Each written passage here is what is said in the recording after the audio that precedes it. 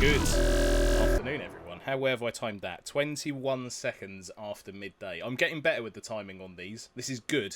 This is good. This is progress, ladies and gentlemen. Anyway, that aside, thank you for joining. This is Mean Machine Talks. I'm Mean Machine Dean, and I will introduce the gentleman on that side of the screen. See, I've got my pointy finger right this time. See that? Improvements again. Right, anyway, so if you haven't been here before, or you have, a quick reminder of what we do here. We have a chat with said guest, but there are some cool things that you can do in chat. If you put !pod question, which someone in chat has just very kindly done, there is a link there where you can ask Ravi or myself, if you feel that way inclined, a question, and I will pick that up on my phone. Or if you want a little bit more about Ravi, there's also !pod guest. And there's all of his links to learn a little bit about this amazing gentleman, which I'm incredibly, incredibly proud and honoured to actually have on the podcast today. Now, with that being said, I am now going to introduce him. This is Retro Ravi. Ravi, welcome to the podcast. How are you today, sir? I'm great. Thanks for having me on. That was a lovely intro. I try to improve. You see, it's the one thing, and you know, we're amongst other friends in chat at the moment. I can see Neil from the Retro Man Cave is doing the lurk and trying to set off all my sounds, but they are disabled, Neil. Unfortunately, they are disabled. But never mind that aside. Right. So what I normally do with my guests is I normally pass over a virtual mic. So I'm just going to put my hand there, and I'm going to lean forward. If you reach out and grab that. Is it that side? No, other way, mate. Other way. There it is. Right, there we go. And what I normally do is give the floor to you and say if you can just introduce yourself for 30 seconds or a minute about who you are, what you do, and any cool things about you. I'm Retro Ravi, Ravi Abbott, and I do the Retro Hour podcast every single week. Get the guests, which is a mad task. And I also am a huge Amiga fan. So I've got a YouTube channel, shove Amiga stuff out there, and just get really nerdy. Basically. So I'm just going to reach and behind. DJ as well. I'm just going to reach behind and try and stroke my A600, even though you hate them, Neil. Yeah, I'm looking at you. Yes, it no longer has fishy caps. It has been recapped, so it's perfectly in good working order. But yeah, I mean, thank you very much for being on the podcast. It's great to have you here. I've been watching a ton of your content over the kind of past months and years, more in lockdown, to be honest. I must say some of your mixes have basically been keeping me company whilst I've been working. So I've kind of got like Ravi on the TV and I'm working. So that's kind of the working flow that I've been going through. But yeah, so thanks for being on the podcast. So first question, where was young Ravi? What was his first ever kind of introduction to gaming? What was the first thing that kind of got you into that? Gaming? I'd say that was like the Atari 2600. Nice. Good Yeah. choice. Oh, Atari. Yeah. My brother used to have one. He used to pull it out of underneath the closet, and then we'd put it out and play on it because he wasn't much of a gamer. But used to have, I think it was Missile Command we used to play on that. Yeah, that was on it. There was it was a tape. Was it, or cartridge? So the 2600 took like cartridges about yay big that kind of went into the top at an angle. Yeah, I remember the wood grain and that stuff. But then later on, we had some form of tape machine as well. Yeah, that's correct. Yeah, I do remember putting the tape in the stereo and hearing all the kind of noise on it and stuff. And those were my like earliest memories. And chewing the Atari joystick as well. That was really good to chew. Top of it, kind of plastic. I've learnt about nutritional value of 2600 arcade sticks. Arcade sticks? Joysticks, there we go. Arcade sticks. It's because I'm trying to do a video at the moment about arcade sticks. That's why it's stuck in here at the moment. But yeah, I think it seems the 2600 was a staple for most people's inception into, I guess, gaming or retro gaming. And funny enough, I was actually watching a documentary the other day about the 2600, and it even till this day, when you look at it, obviously the design is not the greatest, but in terms of having that wood panel that just ran across that front, it was probably just a very premium thing that kind of matched the era, and it was just a fantastic thing to have with the joysticks, with just that single big bright orange, I guess you could call it, button and stuff like that. And just when you go back and look at it now, it was just such a statement to actually have that thing sat there. But I think that's also it felt a bit like dull as well. Yeah. You know what I mean? It wasn't the most like... It was good, but it was bad. Now and they look, wow, LEDs and all of this stuff. It was like this wooden kind of block, you know. As I said, I guess it kind of matched the era, right? Because I mean, most people had their TVs and kind of these wooden, kind of, I don't know what we call them, wooden kind of housing things. I mean, we used to have a TV years ago that had like this big. It was ridiculous. It had these big doors that we'd open on it to try and make it, and it was like, what's this trying to achieve? And in the end, or just the like sliding door with a stereo side. Exactly. It was like, what are you trying to say? It was like, look at this. Yes, you haven't seen one of it. No, I have seen it. Oh crap! Right, I'll close that back up then. It was hilarious when you go back to the era and you start to think of some of the designs of what people would think would be premium back then. Of course, OGR would absolutely go mad over it. Of course, it's kind of his staple to do that, so that's perfectly fine. The thing that actually got me, I don't know how can I word this. I guess the thing that kind of caught my eye was I think Neil, who is in chat, the Retro Man Cave, did a video about the Amiga 4000, and that's kind of how I kind of learnt about yourself and thought, oh, okay, this is quite interesting. Because he was talking about the 4000, and I think you said the 4000 was your father's. Was that correct? Yeah. So my dad, he worked at the Polytechnic University. He was like started as a technician, but then he started helping all the guys on the fine art course. So first they got it. He was like a pioneer in tech. He'd always have the latest thing. So I remember we went on holiday to the moors, and he had a huge mobile phone, and it was like a one that you had on your shoulders, and he'd be like, right, I'm expecting a call at one point, so when this happens, he got the call and it never worked, just chaos. But he got a 2000 early on, so we were using the 2000s, and they were fantastic machines. And then they basically managed to convince with a couple of artists for the whole university fill the animation and fine art area with Amigas. Wow. So it's a mix of 2000s and 4000s. And there was about 8 or 9 in there. They'd have like SVHS video editing decks and big fat scanners, the old school scanners, and huge printers as well. So all the students would be doing animation on there using like chroma key, Genlock and stuff, and I'd go in there and play Road Rash.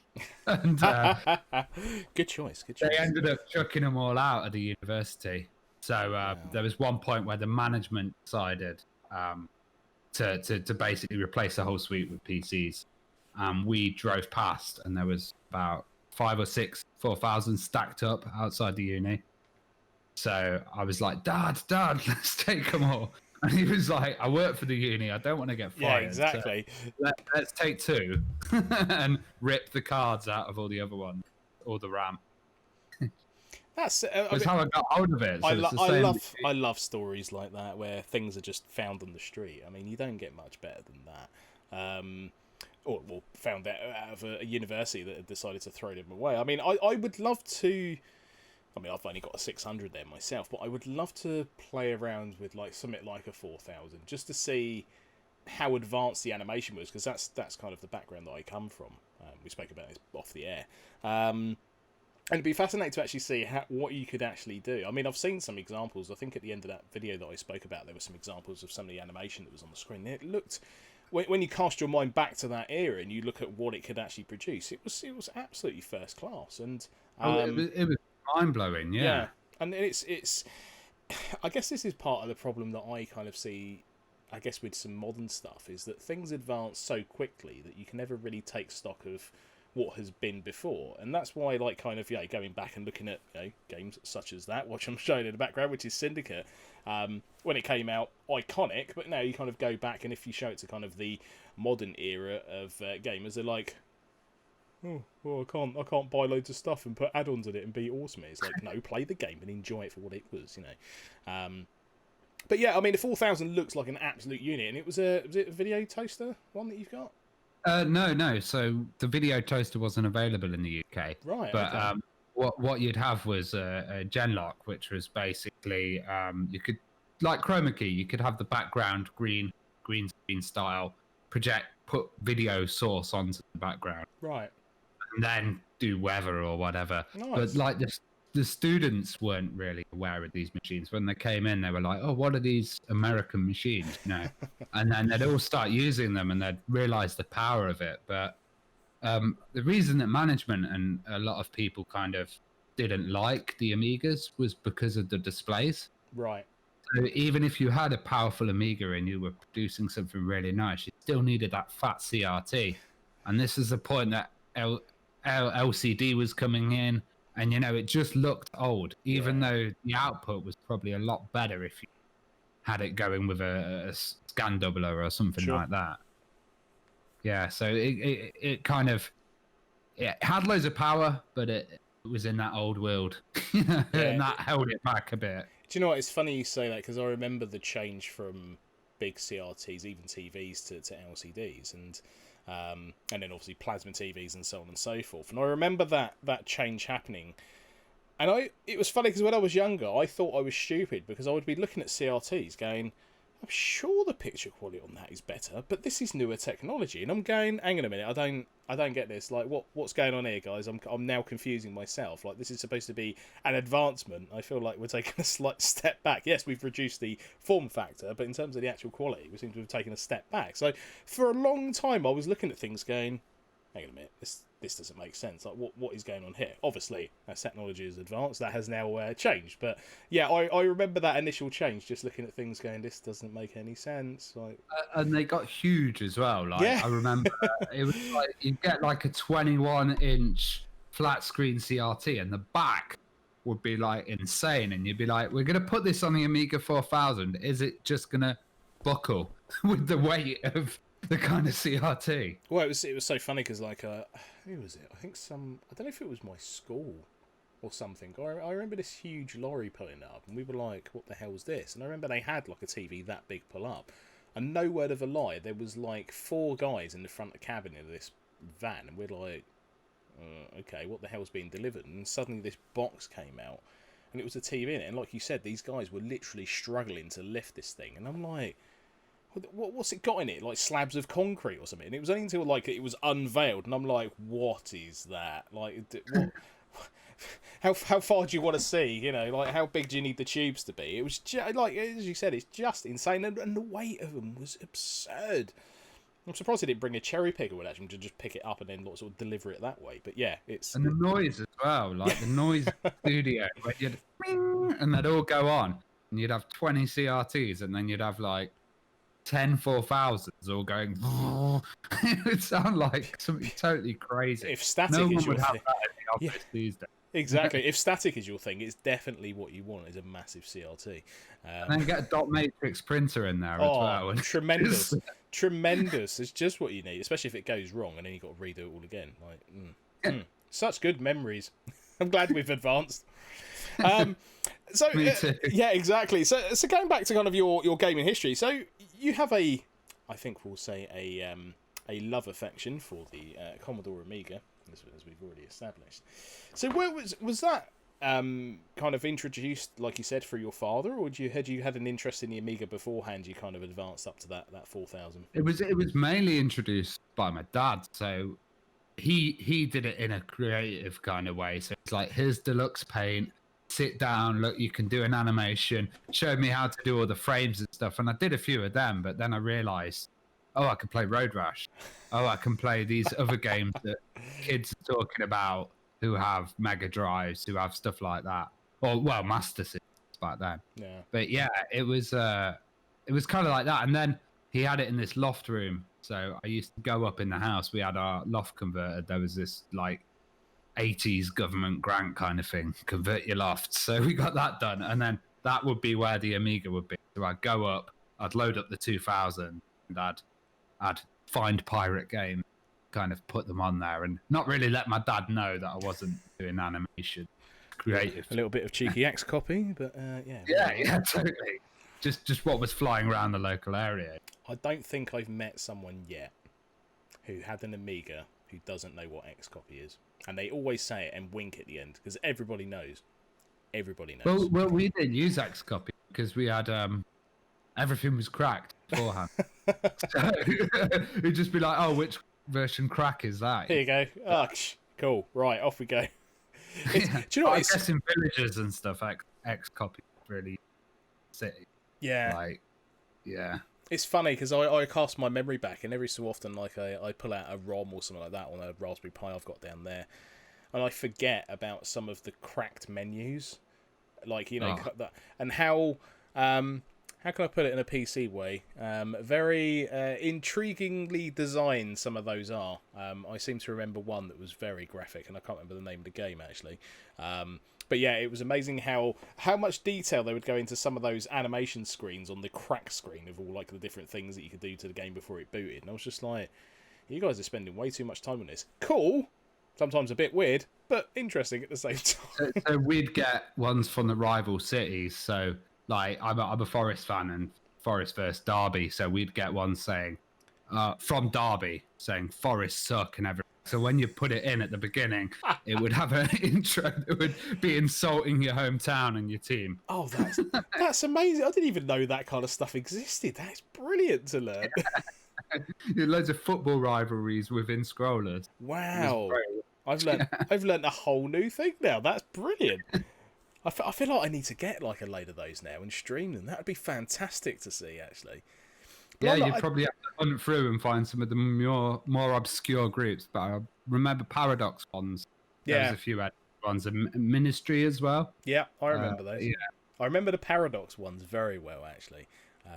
But yeah, it's funny how that even had its own scene. Like the crack screen had its own like club and the way they designed things, and it was just weird how these little things would pop up within a little community that was, you know, essentially doing something illegal. But yeah, it's funny, those memories that everybody remembers. It's like, yeah, don't worry about the game, we just remember the crack screen. It was like, okay. And also like people would edit crack throws as well, so they'd find a crack throw of someone big and professional, and then they'd like put all their mates' names in it, or try to customize it to get more street cred.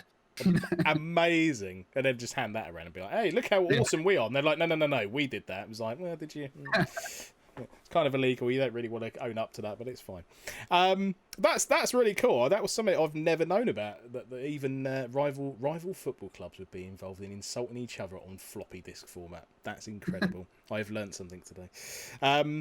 So going back into kind of, I guess, modern Ravi, you have the Retro Hour podcast, which is fantastic. For anyone who's not currently listening or following to that, please go and do so. !podcast. There is a link there to take you to the Retro Hour podcast. You can learn all about that there. So how did that start then, Ravi? What was kind of the inception of getting that kicked off? Well, me and Dan had done YouTube videos before together. And we live in the same city, and then kind of podcasting had totally died. It was on its like second death wave or whatever. And then we thought, let's do one, put one out with Alistair Brimble, who we just met in Amsterdam, like kind of lifetime hero. Alistair Brimble. Like every game I used to play, his name would come up, especially all the good music, like the real good repetitive stuff like Colonization. That was an amazing soundtrack. And then even Driver and stuff like that. I can't play so we got him on. I can't play Colonization on that. Oh no. I'm sorry. Because of the numpad. I'm sorry 600. It's fine. And then we decided, well, Dan said, why don't we do a podcast? And I was like, okay. And then we got like 5,000 listens or 2,000 listens or something, and we were like, okay, let's do this again. And it just kept going, and we'd stupidly set ourselves to do it every single week. And many times we were like, should we just turn it into 2 weekly or monthly or something? But we managed to stick to that for 4 years, I think now. Wow, so that's incredible. Bit mental.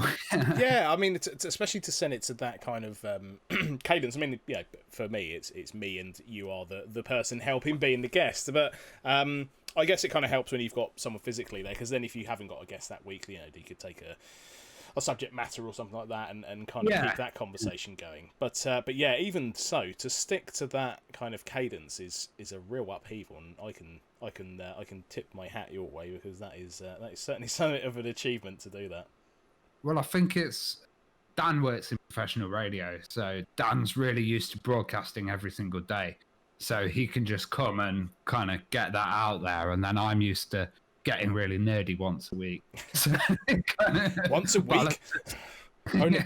only once a week. How dare you? Maybe on the weekend. Yes, there we go. That's better. 3 days a week. We'll let that off. But yeah, I mean, the Retro Hour podcast is fantastic, and it's one that I listen to quite regularly. In fact, you kind of, I guess to some degree, kind of half inspired me to kind of carry on with podcasting myself. So, but yeah, the work and the quality of what you guys produce is fantastic. I mean, you've had some awesome guests. I mean, was it Violet Berlin on? Recently, yeah, and I think also Dan's professionalness with the radios really helped, like, me as well, because when I first started, we'd do interviews and I'd be like talking about myself a lot, or like talking over the interviewee, or just doing all of this stuff that you wouldn't really realize you're doing, like subconsciously. But then Dan's kind of schooled me into the way to do the interviews now, and I think it flows really well. And we had that with Joe as well. Joe was another one of Dan's best mates that I didn't know before the podcast. Now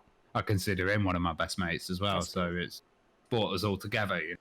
Nice. That's really cool, and I think that's one of the things. I mean, even for me myself with this podcast, I've learned from a lot of people, and it's almost like an education thing as well. You kind of learn a little bit more about yourself and others that have kind of very obscure stories, or like we've just learnt now. So yeah, it's kind of like an educational piece, and I kind of almost treat it as an educational piece for myself and for anyone who's listening or watching this live. So yeah, it's a great thing, and I think podcasting is only going to get stronger, or vodcasting, depending on how you want to look at it. Especially with the current circumstances we're in globally, I think podcasts have become incredibly important and powerful communication tool for those who are kind of stuck inside and need to either carry on education or even just need a distraction. And I think podcasts are a perfect platform to do that. And especially with us being geek or computer inclined, it's perfect to have a multitude of different areas to learn a variety of different things about, whether it be the past or even modern technology to that degree. Yeah, I think they're being taken seriously now. There was a point where you'd go around and you'd say to everybody, "Oh, I've got a podcast," and go, "Oh, what's your podcast about?" And it was like a real kind of like podcast friends. Oh, amateurish kind of thing at the time. Yeah, podcast friends, and now it's kind of grown to people go, "Oh, you've got a podcast. Oh, I'll be interested in listening." And there's more kind of a open approach to them. I think people come more open-minded to podcasts, when before they'd just be like, "Oh, that's just a geeky niche," or Yeah, I remember when podcasting first started, and I didn't take it seriously, for sure, if I'm honest. I thought it was a bit of a niche, and I didn't really see the benefit to it. It was only until shout out Joe Rogan podcast, I started listening to his podcast, and it was my thing to do when I was going to and from work, and from one of my previous workplaces, because it just took so long to try and get from A to B. So having almost like a person in the seat next to you kind of talking, you're learning and stuff like that, it really kind of made me think, oh, okay, this is something. And I mean, now God knows how many podcasts I've signed up to. It's absurd. I think it's probably in the excess of about 50. If you go back on the Joe Rogan one, and I did this the other day, and you go to the uploaded videos and you look at the very early podcast. Oh, it's crazy. It's him in his bedroom. Yeah, it's true. With a camera, and it's like, and then you look at the latest ones, it's like him with Tony Hawk. Yeah. Like it's a total difference. The production value and the quality of the guests is exponentially over that growth of time. But I think a lot of that is because of, like we said, it's podcasting becoming an accepted platform, and I think, like you said, it's taken a long time to get where it is now, and I think that's why it's also become a lot easier as well. And it's the same with YouTube to some degree. In the early inception of YouTube, you kind of you knew how to do this, you needed to know how to do that, you needed X, Y, and Z, and now every mobile phone is essentially a YouTube platform ready to go. And the same with podcasting. I mean, there's so many easy podcasting platforms that you can now run straight off your phone. So if you did want to do a podcast, it's very easy to set one up now and get going. But as you've said, it's very hard to keep that cadence going, especially if you're going to set yourself a benchmark of one a week. So, but again, testament to you guys. You really have got a fantastic podcast, and I really would urge anyone to go and listen to it. So coming on to another one of your interesting facts is you're a king gardener, which I didn't know. Yeah. I was we were talking a couple of weeks ago, and you were like, "Yeah, I'm in the garden." I'm like, "Okay," and then you were like, "Look at this," and I'm like, "Oh, you are a king gardener. You're a very king gardener, in fact." So where did that come from? Yeah, so like my granddad, like very traditional kind of English couple, they had like a World War II garden. Oh wow. So you know where they had it in kind of lines. So they'd have the beetroot, they'd have everything to try and completely maximize space. So when I was a little kid, I used to go there, and it would be like they'd make fresh stuff straight away, rhubarb Nice. pie, all of this kind of stuff, and it was really nice. And then that continued with my dad. So my dad's like really keen gardener at the moment, and I just helping him in the garden, picking up stuff, and kind of helping him level land and stuff. We moved house, and then we got another huge garden. But now he's gone into the insane levels. He's got 2 allotments and a garden, so they're Yikes. both for vegetables. And then I've got my own place, so I really find it therapeutic. I lived in a city centre flat for a while, and I had like a balcony. And it was this thin, about 4 planks of wood, and I was just missing a garden so much. I've lived in rented before, and it's hard to really get gardening in a rented place. But once you've got your own, you just go mental. And like I've spent 3 years on this garden now, and I've leveled all the land, and it's really nice. And my neighbour's got chickens as well, so I've just been getting eggs from the chickens. And yeah, it's a bit weird. It's like now I've moved from the city centre, kind of the edge of the countryside, but also inside the city. So I've got the best of both worlds. That's you know? cool. It sounds like you're living an episode of The Good Life. You know, Well, the thing is, I want to get away from the screens because for my professional work, I'm coding as well. So, like, if you're in front of a screen all the time, you need a good excuse to get out and just get some fresh air. yeah. And No, I think garden's really therapeutic for that. it's a very valid point. 'Cause, I mean, I took a week off work this week, and I needed to sort my garden out because it's just a mess.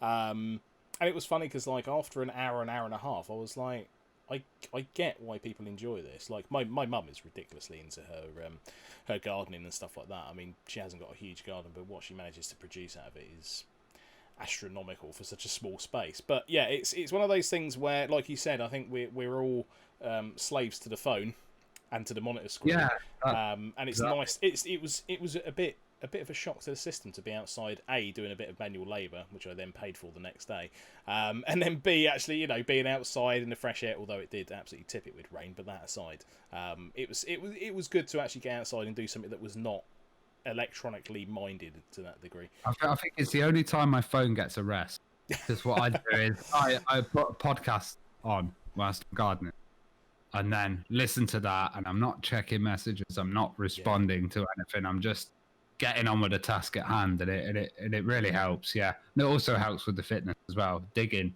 is really good for you. Yeah, I can vouch for that.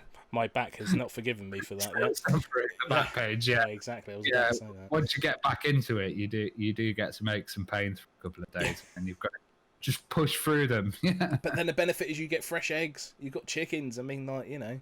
that's it. Yeah, like this time of the year at the moment, I'm getting so much through onion, peas, strawberries, yeah, loads of stuff. My man's making good omelettes, clearly, at the moment.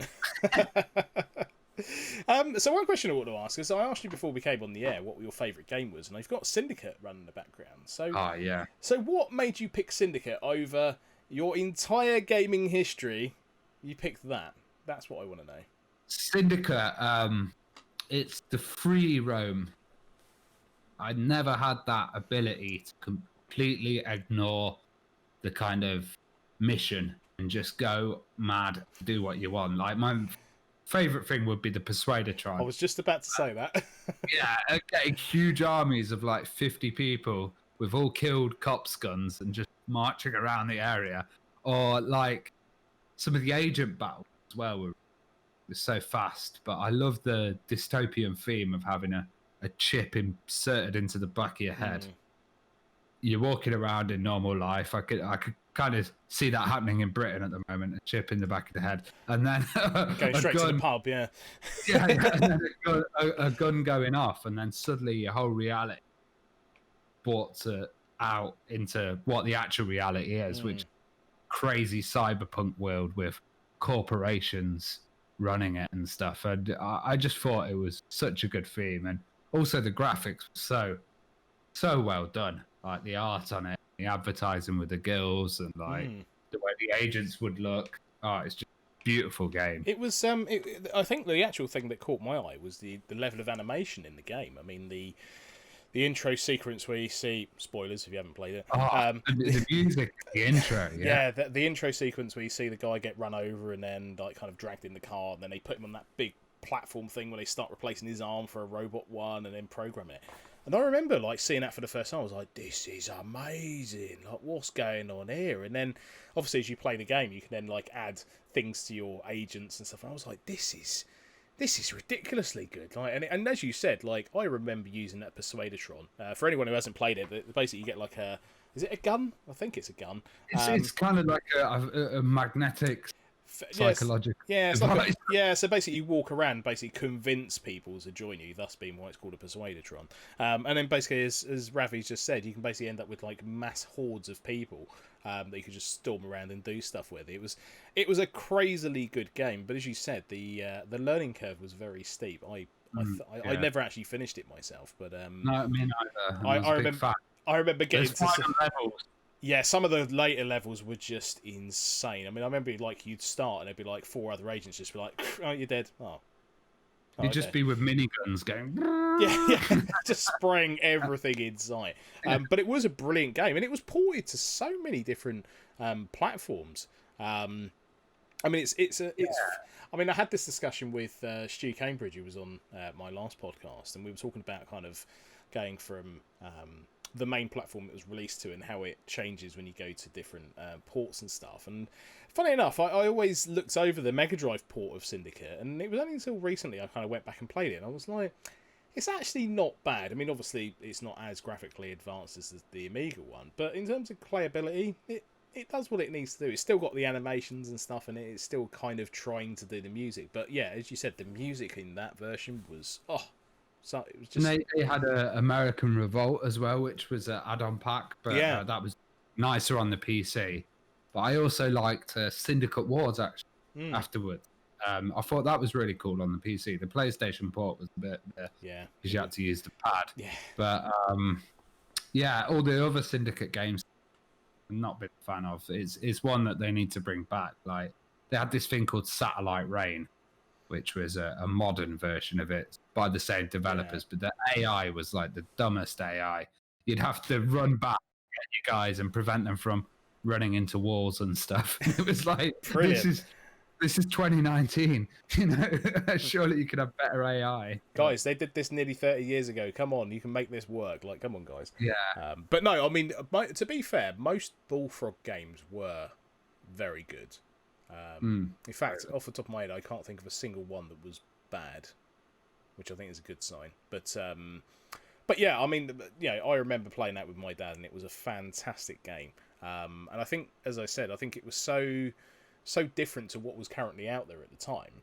And as I said, that intro sequence when like you see someone get run over, and it's like, that's a bit graphic, and then you kind of see someone get pinned into this thing and like limbs are being swapped out, and it was like, okay, this game's a bit serious. So, well, no, fantastic choice. I couldn't agree more. It is an absolutely brilliant choice. The gun sound effects were awesome as well, weren't they? Like shotgun, like, and the little Uzis, and it was good. Did you do the sound effects? It was very good. I can see you've played it. I can see you've played this a lot. So one other thing I wanted to come on to was we kind of touched on to music, and you're very, very heavily into your music and your mixing and stuff like that. As I said, I listen to either the podcast or some of your mixes whilst I'm working from home at the moment. And I can say you're definitely top tier mixing. I'm very impressed.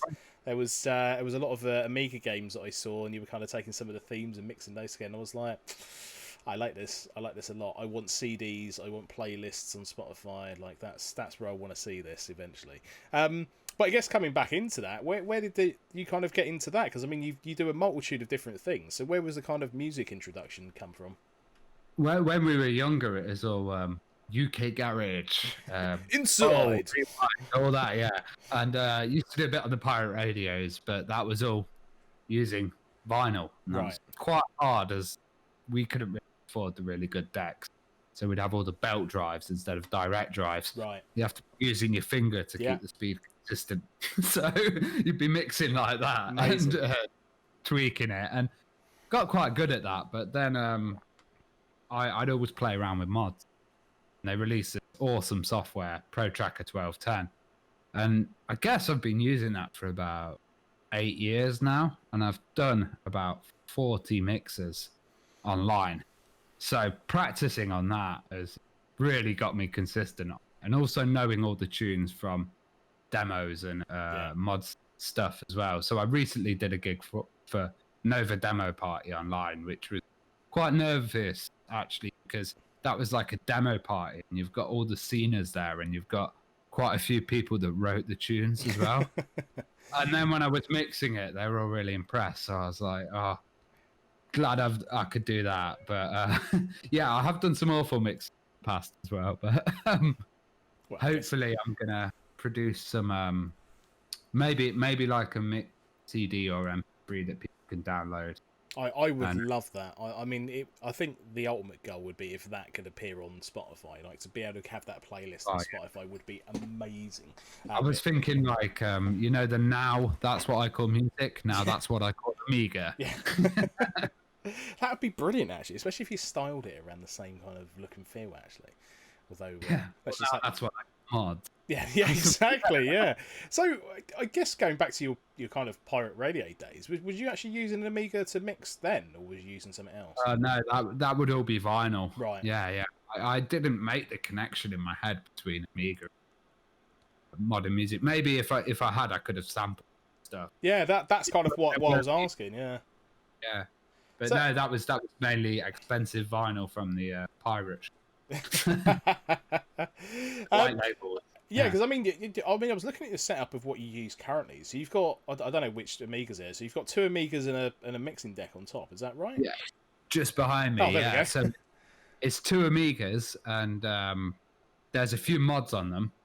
So there's the compact flash mod, of course, for the hard drive. Then take this out. This is the Y cable, and this is massively important. The Amiga audio comes out separate. So on the left and right channel, it's stereo separation. But if you stick this into the left channel, it comes out stereo. That's interesting. Really important for mixing, so it's not separately in the headphones. Yeah, sure. And then there's a thing called a LED filter as well. So Amiga has an audio filter on. But there's a program called LED if you look on Aminet. And what you can do is download that, put it in your startup sequence, and that turns the auto filter off. And the only way that you can tell that it's been turned off, the light goes really bright on the LED when that happens. So you need to have that to get this really clear sound from. So if you're doing it before, you can get a bit of a compressed kind of sound. I just love the fact that you're still using Amigas to make music with and mix stuff together. Like it's just brilliant to see, because I mean it's only until you said it was there, because I saw the camera, the light, and I was like, oh okay, that's where you film and mix it from. Like okay, and now I get it. But it was surreal seeing it, because I kind of looked down and went, hang on a minute, there's two Amigas. Hang on a minute, my brain can't process this for a minute. And I was like, this is really cool. Like this is really unique to see these powerhouses being used for something that are obviously, you know, quite old. Well, they're also on PCM, which is like decent audio standard. And like I honestly thought, like, if I hook this up huge sounds, is this gonna sound crap? And is it gonna sound all fuzzy and distorted and stuff like that? And then I was an audio engineer, so we happened to have a 10K sound system at work. So I was like, let's just hook it up to the 10K sound system, see what it sounds. And oh my god, so yeah, I'll continue using that. There was people 50 miles away going, can you hear that? I'm sure we can. I'm sure there's some bloke with 2 Amigas somewhere. Hang on a minute. That's cool. I mean, as I said, it's such a unique setup you've got there. Because I mean, like, there's a couple of streamers that I watch that do kind of mixing on Twitch, and they've kind of got these very professional decks out and stuff like that. And obviously they do a fantastic job. And it's just it's ironic to see this modern stuff, and then they kind of take a look at kind of what you've got, and you're producing probably on par, if not slightly better, with these 2 Amigas from this tiny setup that you've got.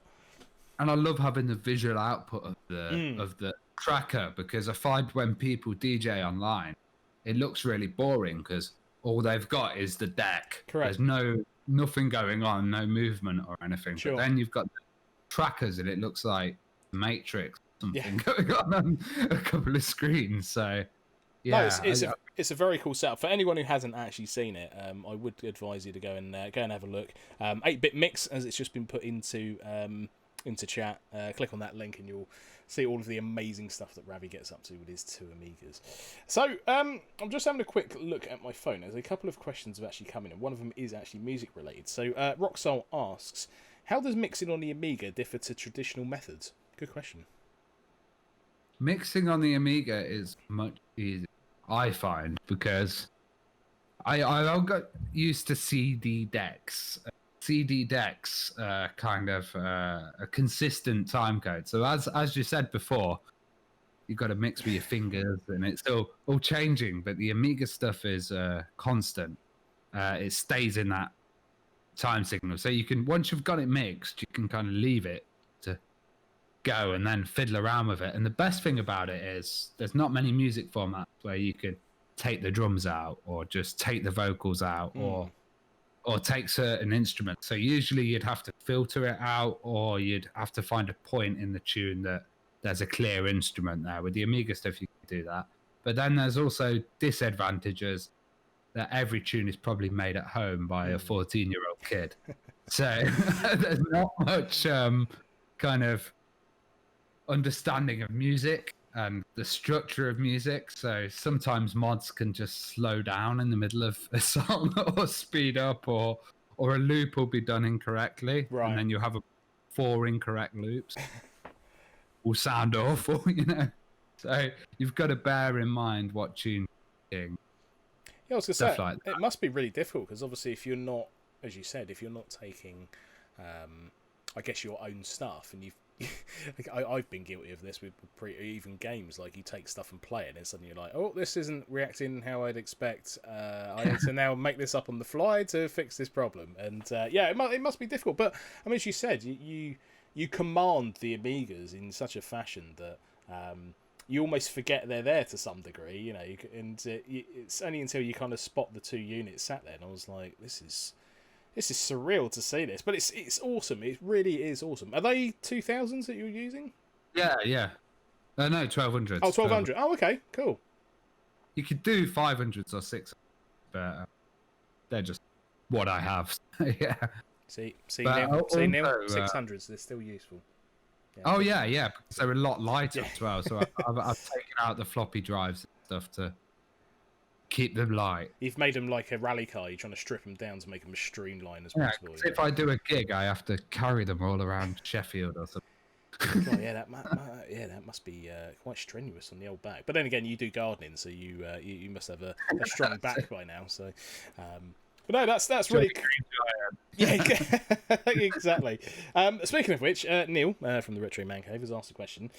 With so many episodes under your belt, sorry, let me just read that again. With so many episodes under your belt, does it get difficult over the time to find guests to fill the Retro Hour guest slots? Or is it easy to find new guests even after all this time? Depends. Really depends. Like last week, last couple of guests, we got 3 ahead. So we basically had 3 interviews in a week. We did that. We got the guys ahead. And that was because everybody was at home during COVID, and they were kind of all open to it. Now, this time it's quite hard at the moment because starting to get back into work. They're starting to get distracted with other stuff as well. So it all depends. And then I'd contact someone maybe a year ago and then they'll suddenly get back to me randomly. That might be a big name or something. So yeah, you never know. It's a real guessing game. And then also, like I get a majority of the guests, but also Dan gets as well. So you never know what Dan's gonna pull out of the hat. Joe's gonna pull out of the hat as well. And has been scary sometimes. There has been a time where we've been waiting 2 hours show. But now I think we've got all the guests that we're interested in. And now we're getting guests that our listeners are suggesting and stuff. And that's quite nice. We're learning a lot more. No, it's a difficult one. Yeah, we're also not focusing on one person. AVGM, we've wanted to get on the podcast for so long, like many years. We contacted him about 5 times, but then it's like, okay, put that aside. Maybe he'll contact us in a few years or something and focus on other people. Don't get too kind of zoned in on one guest, because then spending time just harassing one person and they're like, what are you doing? Leave me alone, damn it. Yeah. No, I totally agree. It's it has been, this is going to sound weird to say, but it has been a kind of blessing to have everyone at home, because like you said, when you reach out for people, and not just podcast guests, but for anything really, because everyone's kind of been home and available, whether it be, I've got a problem with my Amiga, can you help? I've got a problem with this, I need something done. Everyone's kind of just been available, and I guess to some degree it's been nice to have everybody available, because you know everybody's home. But as you said, I guess when normal life kind of starts to return, that then becomes more difficult. But I think I think it's quite nice, like you said. It's a case of now that you're not going after people that you were interested in. You're kind of taking the kind of opinions and stuff of your listeners and kind of using that as the gauge going forward, which I think is really cool, because that way, you know, you're guaranteed engagement if you're getting people that the listeners are interested in. Yeah, so we put a list. We occasionally put a post out which will be like, "Who's your dream retro hour guest?" Then we'll get like hundreds of comments, and then we'll get hundreds of comments, and we'll make huge lists out of all of those names on the comments, and then contact all of them in like groups of 5 or 10, and that way we can kind of also get a nice surprise element on the list. Oh, I asked for him ages ago. Oh my God, that's amazing, you know. And everybody gets back at different times as well, so that's always good to do. About 10 guest contact a week, and also write personal messages. Sure. Don't have a blanket template as well. People just see. I really like you. Do you want to be a guest? Yeah. That's it. Yeah. Like I've got guests before because I've like Eugene Jarvis. He wasn't responding to me. I went and played on my machine. Right. Got one of the high scores. Got my mate to film it and sent it to him, and he was like, "You got the high score. Okay, I'm coming on." That's cool. That's a clever way of doing it. Actually, I like that. I like that a lot. That's a very clever way of doing it. But I mean, as I said, it's amazing the type of guests that you get, and as I said, I think it's very important to make sure that the listeners that you have, and having that kind of two-way conversation, because I guess one of the issues with podcasts, besides obviously what I'm trying to do, which is half keep an eye on chat and half listening to you, but obviously you are the priority, being the guest. Is to make sure that kind of that interaction is still there, that you take the information from your listeners and you apply that to everything. And I guess, like you said, if we go all the way back to kind of Joe Rogan's inception, looking at that early stage to now, doing the same with the Retro Hour podcast to now, I mean the way that you guys have improved guest on guest is, the jumps are so high, and it really is a fantastic podcast. So you've done a fantastic job. And I think having 3 of us helps as well, because like Joe, he's not into Amiga, so he'll turn around and he'll be like, "Boys, it's getting too Amiga-y now." Like, okay, let's focus on consoles or something else. Like at the moment, YouTube is what we're to get interested in again, because we tend to get too techie. You know what I mean? Like we don't want to alienate half the audience. Sure. By too techie, and but moving around subjects as well. So many subjects you can cover in game. Yeah, I mean that's the thing. I mean gaming maybe 30 years ago, I mean, you could only go so far, but I guess now there's so many different avenues you can go there. I mean, I've had a couple of guests on who are kind of VR specific, and that in itself is such a massive area to talk about, whether it be from a gaming point of view or an industrial point of view or even healthcare to some degree. It's such a wide and broad area to discuss, and it's funny because like even retro gaming is slowly starting to make an appearance on VR. I mean, the other day I installed a what was it? It was a couple of different apps. So one thing that someone's actually made for the Oculus Quest is a virtual Game Boy emulator in the Oculus Quest. So you basically hold a virtual Game Boy in like a virtual living room, and then you can kind of put the cartridge in and actually play on this Game Boy. And it was like such a surreal thing. I was like, hang on a minute, I can't deal with this. And then the other one was a Virtual Boy emulator, which the first time I ever played on a Virtual Boy, I got a 5-hour headache after playing it for 5 minutes.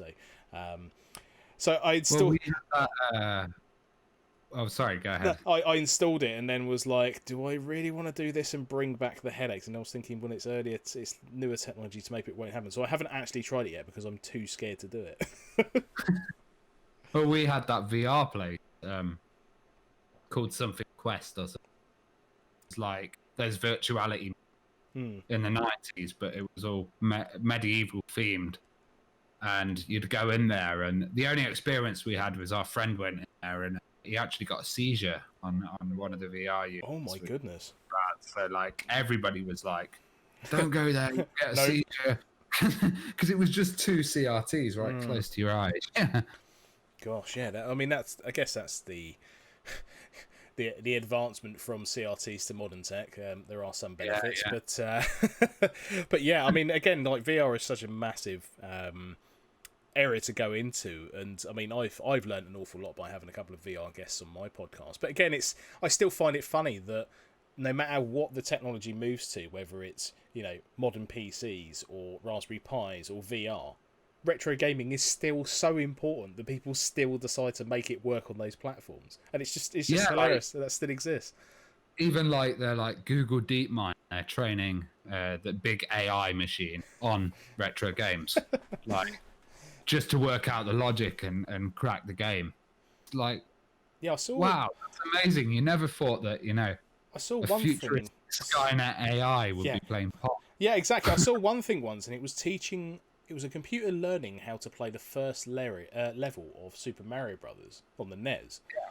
And they were using an emulator to run it, and then the AI over the top. And they didn't tell it anything, so it was just running all of these things all the time. So it was like, what command do I need to do to make the sprite move? So I think it was after like 20 minutes, it learned that the right key moved the character. So it was like, okay, so it goes right, and then it hits an object. Okay, so it dies. And it kept doing that, and it was like, is there another key where I can do something? And after a while it learned, okay, this jumps. And then after I think it was like 4 hours, it could basically speed run the entire level perfectly. And I was like, oh, this is a bit weird. But then I thought, hang on a minute, you've picked a retro game to power AI. Hang on a minute, this is something like of all the games that we have in the world, and you've picked Super Mario Brothers on the NES. But again, it was fantastic to actually watch it, but it was a bit creepy at the same time because it was literally pixel perfect jumps on each bit to like speed run this thing. And I was just like, this is a bit weird, but it was very cool. But yeah, again, how retro gaming is leading the way in industries you would never think. So yeah, we're coming up to the end. So I've got a question for you. Actually, no, sorry, there is one last question. A very important one that seems to be cropping up every so often from the amazing Pillock. And the question is, and you can probably guess what it's going to be: Scotch egg or sausage roll? Ooh, Scotch egg. Sure. I used to be a fisherman, so Scotch eggs and beer would keep me company on the riverbanks. There we go. That important question has been answered by Retro Ravi. That's twice that's cropped up now. That's quite amusing. So my question for you is what is the best joystick for the Amiga? Oh gosh, I used to like the Zip Stick, but I think the Cheetah ones were quite cool. You know, the big ones. It still had micro switch. Yeah. And it looked like a kind of lion on the top. The only reason I asked was on my last podcast, I've literally got a box of Amiga sticks up there. In fact, can I get it down without it all falling on my head? Hang on, let me. Well, you can see I've got Trevor in the background as well. Trevor is looking very strong there, actually. So I literally have a box of Amiga sticks. I'm not even kidding you. See, in a box. I don't think I've never used a Trevor. No, we need to do that. I think that needs to be a podcast guest. Is we do or maybe I can get a podcast where I play with Trevor and see how it goes on. But the only reason I asked was basically Stu Cambridge, who was on last time, said that the Conic Speed King, which is this bad boy, was the tried and trusted stick to play sensible soccer on. This then kicked off an entire thread on my Twitter. Monster joystick. I have one of those. And funny enough, they have genuine Samurai arcade parts. Yeah, that's what I've heard as well. Which is amazing to know. What else have I got in here, actually? I've got the Cheetah Bug, which is another one, which was a fan favourite of mine. Oh, yeah. Only because of the micro... Listen to this.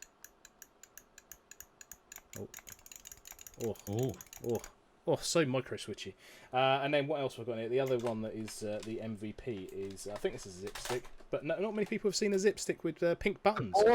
All would always hurt my hand. Yeah. In that centre area. I'm really loving this game. After a while, yeah.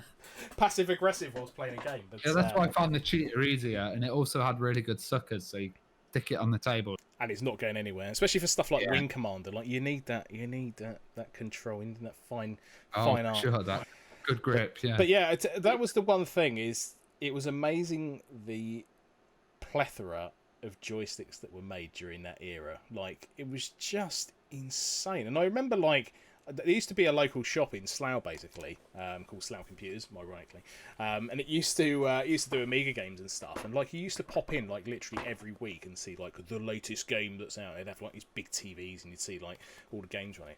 And then I remember looking at the joysticks and I was like, this is the workings of a madman. Like there would be just this entire wall of just devastating like joysticks, like from a variety of different colours and styles and micro switches or not micro switches and this and that, and you'd be like, I want a joystick. Well, there's 50 to choose from. This is going to take. I like steering wheels as well, and all the random stuff like that. I remember later on where they had the sidewinders for the PC. Yes, they were huge joysticks and joypads, and I think they had a driving one of those with pedals. One of the more obscure ones, I think I've got it here actually. So one of the most obscure things that I've ever used recently was one of these, which is a 360 steering wheel. Oh, wow. And do you know what? I bought it. It was like mega cheap, and I'm actually working with a couple of guys to make a 3D printed mount, so it'll actually sort of sit in, and then you can actually use it as a proper steering wheel. But you actually use it in the air as a proper wheel and stuff. And to be honest, I thought it was going to be awful. This, surprisingly, is actually very good. I was genuinely quite shocked actually how well it worked. I just love the idea that people would come home, set up a monitor, a steering wheel, and have their own little personal car or something that they'd sit in and drive around in. I mean, I remember the first time I saw a setup like that, and I was like, this is mental. And then I sat down and I went, this is the best thing ever. Like, why did I not think of this sooner? And there was a couple of guys I saw on Twitch. I think they do charity streams or something. And they've basically built an entire simulator in their house, like a flight simulator. And it's like, I can't remember which Boeing it is, but the entire inside has all been set up. And it's got like, I think it's something stupid, like 7 different LCD screens. It's all got all the proper seats and everything. And I think they said it's something like 5 PCs powering all of this stuff. And when you see it working, you're like, this is awesome. And then you sit around the back and you're like, I would hate to see the cabling. Like, the cabling must be absurd. Just rows and rows of cables and stuff. Because it's only going to... So want to go on a flight all night, wouldn't you? And like, sit in there and co-pilots with like... Well, that was the weird thing, because I was watching this thing for like an hour or so. And they were flying from a destination to a destination. And as they were going over different countries, they were actually talking to people, and I went, hang on a minute, how does this work? And I asked in chat, and someone went, there's actually people who man virtual stations basically and towers and they basically play it online, and basically they actually man like a virtual tower. And I was like, air traffic controllers. yeah, I was like, hang on a minute, this is getting a bit crazy. And they were like, no, generally, like, this is what people do. And I was like, it's very cool and a bit weird at the same time. But I just, it was amazing to watch. And they were literally like talking to people, like manning these towers and stuff. And I was like, this is a bit crazy. But that's a good way to escape the lockdown, isn't it? Exactly, yeah. Go on a big flight around the world. A bit worried if you get two planes to crash together. But hey, it's pixels. It's all fine. We get to hit the reset button on things, so that's perfectly fine. Right, I think we're at the hour, and I'm just going to check to make sure there's any other questions. I think we're all out of questions. Oh, hang on, sorry, there is one more. I stand corrected. How dare I do that? Bear with me, let me... I think Neil should do RMC Airline, where he gets all the patrons and does a flight around the world. That sounds like a brilliant idea, actually. Although I guess it would be built out of genuine Samurai arcade parts, and the outside would be printed by oneclickprint.com. So Pullick has asked a question. I've seen the fundraising for the Retro Hour studio. What other future plans do you have for the podcast? Good question. Yeah, so we have a Patreon, and usually with Patreon, people kind of just take it as an income, but we've decided to actually... We get a bit of income off the adverts, but we've decided to actually put it back into a studio. Now, actually, COVID's probably helped that situation, because before, studio rents were quite high in the city. But I think they're going to be wanting people just to come in. Correct. Use a space. So what we're going to do is we're actually launch a new podcast with batting ideas around, and the Future Hour was one. And that would be talking about future tech, talking about space, all that kind of nerdy stuff. Not necessarily about gaming and tech. Sure. There's so many modern gaming podcasts. I don't really want to enter that area because it's massively crowded. But general nerdy stuff, yeah, I think we'll get into. I don't know if we'd have a guest every week, but also we want to have our own video content. So, I might get the deck set up there, be able to go down there and do a weekly session really quickly, record some mix CDs down there as well. Dan will also be able to do a lot more videos because he's really good at videos, Dan is, but it takes him ages to set it up because he's got to get all the lights and cameras out. And by the time you've done that, you kind of don't want to do the video. It's exactly the reason why it takes me so long to get my YouTube videos done. I do exactly the same thing. I just can't be bothered by the end of it. Yeah, that's exactly the same. Like, that's why I've got this setup at the back. I've got the camera there, light there. Everything's already set up. So if I want to DJ, just pick the tune, go on it. So it'd be like a permanent space to do that, really. And yeah, it should be good fun. Hopefully, we're thinking as well, we might, if you do know any kind of futurists or tech people, we'd love to get another host on as well, and maybe a female host as well, which would be good onto the Future Hour. Well, that's a working name at the moment. Yeah, I can see what you've done there. That's very clever. I guess you probably won't be getting Elon Musk on for some time, but something to pitch for the future. Maybe not in the style Joe Rogan did, but anyway, we can work on work on that anyway. We're getting kicked out of the studio. Yeah, indeed. What's that smell? Don't ask. It's the future. That's what it is. Right, I am going to lock off the questions because I think that is enough, and I'm going to give Ravi some of his well-earned time back. You have been a fantastic guest, and I can't thank you enough for being on the podcast. Thank you so much.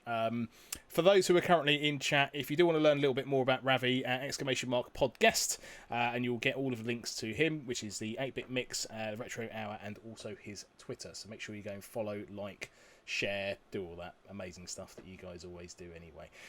But yes, so from you, Ravi, thank you so much. I'm going to let you go and play with your garden or your amazing decks or chickens. I don't know what you're up to today. I'm editing a chicken video at the moment. See, there we go. Chickens, it brings in the people. Someone's going to clip that, I'm sure. Well, thanks for having me on, Dean. No, really appreciate it. Thank you so much. And to everyone in chat, thank you so much for submitting your questions, either ahead of time or during, whilst we're on the air as well. But from me and from Ravi even, helps if I promote your... Blah, blah. Should I try that whole sentence again? From me and from Ravi, there we go. I'm going to wish you all a very pleasant weekend. Me, Machine Dean, signing out. Take care, all. See you all soon.